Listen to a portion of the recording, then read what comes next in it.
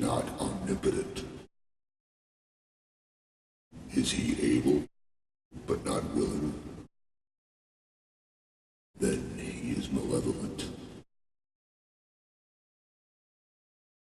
Is he both able and willing?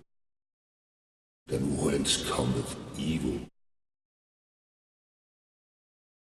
Is he neither able nor willing? Then why call him God? Epicurus.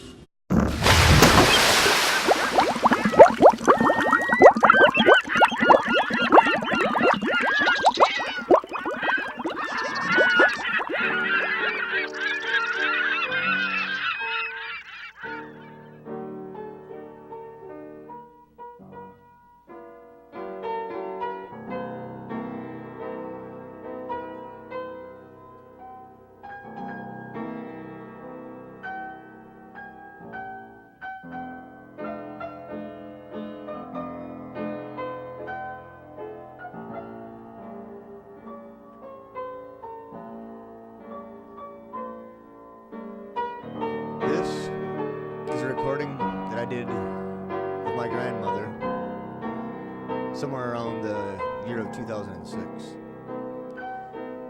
She's the one that inspired me with my insatiable love of music.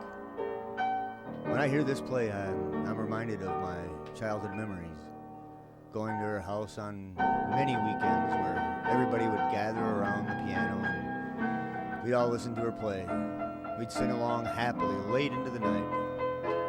I would try to play with her, sitting beside her. I didn't really get into studying music until later in life, but I tried when I was younger with her. It was just a lot of good memories and fun times. There is another thing that my grandmother is in part responsible for. She helped me to not believe in any gods because she was an atheist. Her mother was an atheist. Her grandmother was an atheist. And her daughter, my mother, is also an atheist. That would make me a fifth-generation atheist on the maternal side of my family. Now, my dad was a very skeptical man. He grew up with a very Catholic, indoctrinated mother. I'll talk about him in a future video, but right now I'm going to address the maternal side of my family. My great-great-grandmother was a sister to Josh Groban's great-great-grandfather. She and her brother were musicians. Her brother was the conductor of a symphony orchestra that toured around the Midwest. I don't really recall what year that was, but I haven't looked at my family history on my mom's side for a long time. She was a young widow with children. Eventually, she moved up to Minnesota, where she became a member of the Unitarian Church in a very, very small town. There, she became the music coordinator and lived her life out. The Unitarian Church is a good place for people that are atheists to go, especially if they are looking for the community thing, being with people, and don't want dogma attached to it. The Unitarian Church believes, like I do, and my mom did, that we should all find our own spirituality if we do find it. If we don't find it, we don't find it. You just gotta do what you do. Now, my great-grandmother was an atheist also. I knew her when I was very little, and I don't remember too much about her. But I was talking to my grandma's older sister just last summer, and she told me a story about how, when she was a girl, she talked about the fine-tuning of the universe. I think my grandmother's sister is 78 right now, so that argument's been around for a while.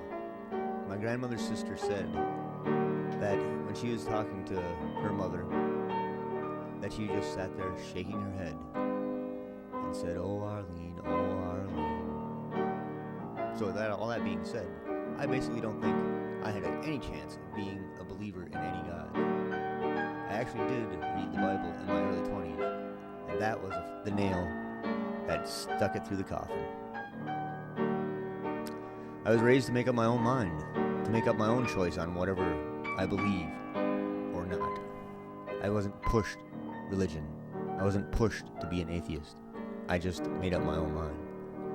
I was raised to make up my own mind. Both of my parents did that to me. And it's like my mother, my grandmother, my great-grandmother, and I'd say my great-great-grandmother also, but I cannot verify that they were raised that way. And that's why I've always been an atheist. Cheers. Are you going to play it back for me now then?